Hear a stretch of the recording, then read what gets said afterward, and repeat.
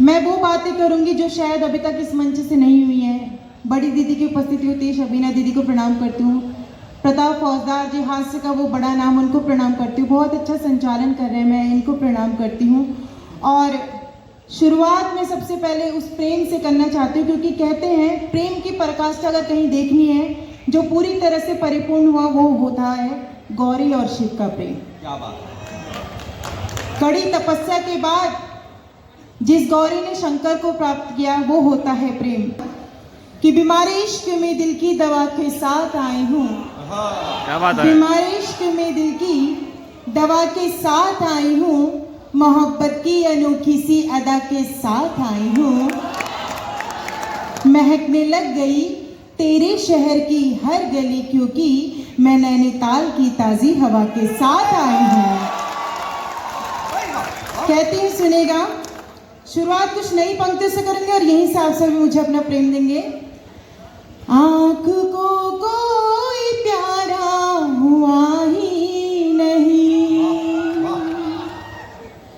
आँख को कोई प्यारा हुआ ही नहीं, बाद तेरे गुजारा हुआ ही नहीं, बाद तेरे गुजारा हुआ ही नहीं।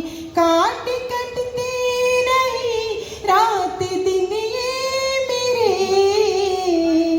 इश्क हमको दोबारा हुआ ही नहीं, इश्क हमको दोबारा हुआ ही नहीं, इश्क हमको दोबारा हुआ ही नहीं। तब कहती हूँ न हो भवरे तो कलयुग का चमन वीरान हो जाए, कि जैसे सांस के चलते ये तन बेजान हो जाए।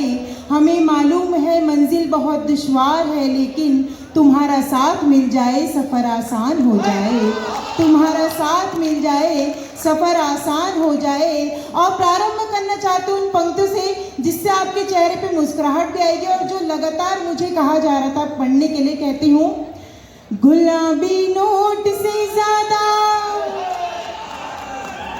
गुलाबी गाल कर दूंगी, तुम्हें अपनी मोहब्बत से मैं माला माल कर दूंगी, तुम्हें अपनी मोहब्बत से मैं माला माल कर दूंगी।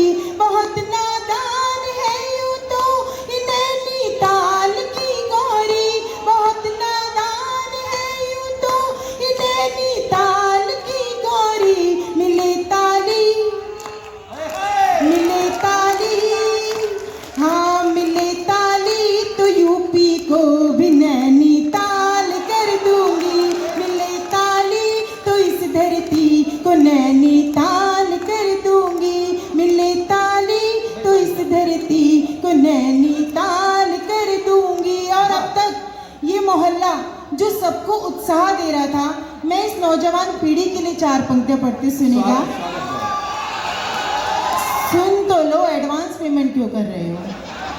अभी वो एक पत्नी पीड़ित गए थे जो अक्सर अपनी बीवी से ही कहते हैं कि तुम्हारे जैसी मुझे 100 मिलेगी, और इनकी बीवी यहीं की है, मैं आपको बता दूं।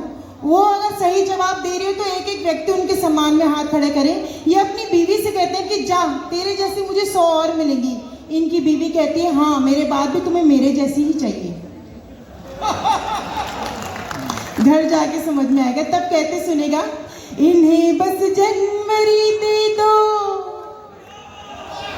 दिसंबर मांग लेते हैं, जमीन दिखती नहीं फिर भी ये अंबर मांग लेते हैं, जमीन दिखती नहीं फिर भी ये अंबर मांग लेते हैं। बताओ क्या कि लड़की बनी है कौन मिट्टी की, बताओ क्या कि लड़की बनी है कौन मिट्टी की।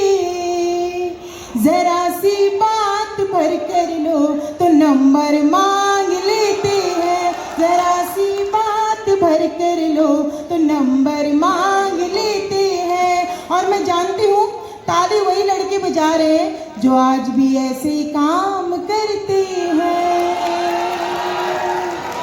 लेकिन एक बात कहना चाहती हूँ, गौरी जब इतनी मोहब्बत से यहाँ बुलाई जाती है तो वो कहीं ना कहीं ये ज़रूर कहती है, जहाँ दुश्वार है राहें वहीं आराम लिखा है। क्या बात है। जहाँ दुश्वार है राहें वहीं आराम लिखा है। यूँ लगता है मोहब्बत का कोई पैगाम लिखा है। मैं अपना घर समझ करके चली आई यहाँ, क्योंकि तुम्हारे दिल के दरवाजे पे मेरा नाम लिखा है। दिल तोड़ के नहीं जाओ, जो इतने टाइम घर और जबरदस्ती मैं शराब दे दूंगा, जाओ चले जाओ, तुम्हें बच्चे जागते हुए मिलेंगे।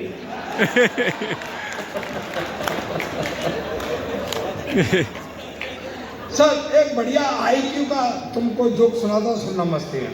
4 आदमियों को फांसी हो गई, हिंदू मुस्लिम सिख ईसाई। कभी आपने सोचा है कि जितने जोक है, जितने चुटकुले हैं, सब सरदारों में पढ़े जाते हैं? कभी आपने सोचा क्यों? मैं बताता हूँ।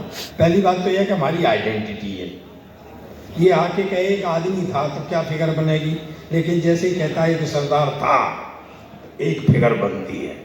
और दूसरी बात यह है दोस्तों, हर आदमी की मुझे ताली चाहिए। अब दूसरी बात यह है कि जहाँ भोलापन और बहादुरी दोनों चीज इकट्ठी हो जाती हैं, वहाँ मस्ती अपने आप। एक सरदार जी को शेयर में घाटा हो गया। सरदार जी सोचे घाटा कैसे पूरा हो, गलत काम कुछ कर नहीं सकते। दोस्तों एक बात फिर कहना चाहता हूँ, अगर देखा हो तो हाथ उठा के बताना, और नहीं देखा हो तो ईमानदारी से ताली बजा के बताना। आज तक किसी सरदार को आपने भीख मांगते हुए नहीं देखा हो। दोस्तों मेरी दुआ पर ताली ज्यादा उठाना कि मैं तो भगवान से प्रार्थना करता हूं कि इस महीने में पूरा देश सरदार हो जाए।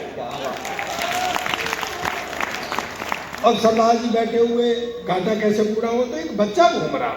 सरदार जी के दिमाग में स्कीम आ गई। बोले गुरु इसका करते हैं किडनैप, इसके बाप से मंगाते हैं पैसा, अपना घाटा पूरा। बोले यहाँ बेटे, बोले हाँ हाँ कहिए। बोले हमने तुम्हारा किडनैप कर लिया है। बोला अच्छा अंकल जी कहाँ बैठ जाऊँ? यहाँ बैठ जाऊँ। सरदार जी ने पेन निकाला, कागज निकाला। श्रीमान जी हमने आपके बेटे का अपहरण कर लिया है, 5 लाख रुपए भेजने की व्यवस्था करें, तब आपका बेटा छोड़ा जाएगा। दस्तखत एक सरदार, और वो चिट्ठी फोल्ड करके उसी बच्चे को पकड़ा दी कि ले अपने पापा को दे देना। लेकिन सर पैसे आए, वही बच्चा लाया, सरदार जी ने गिने पूरे 5 लाख। बोले पापा ने चिट्ठी दी है। उन्होंने चिट्ठी खोल के पढ़ी, श्रीमान जी आपने हमारे बेटे का अपहरण किया, ये अच्छी बात नहीं है, 5 लाख रुपए फिरौती के मांगे थे, हम भेज रहे हैं। अब शर्त के अनुसार हमारे बेटे को छोड़ दिया जाए। दस्तखत दूसरा सरदार।